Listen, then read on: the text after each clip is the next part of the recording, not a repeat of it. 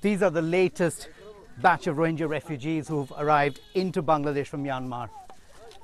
Lots of children, as you can see, a lot of women. They've been walking for days. They're exhausted because whatever food they had to eat along the way has long run out. Some of them are dehydrated.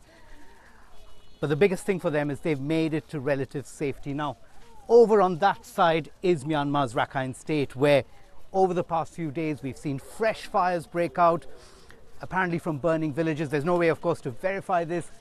And these people are all fleeing for their lives. What they'll do now is head to any kind of temporary shelter they can find by the side of a hill, inside a building, just to get a little bit of protection. It's starting to rain. The biggest thing now is, even though they've got here to safety, what will happen to them next? They have to be fed, and then eventually they need to find some place to live, some place to build their lives again.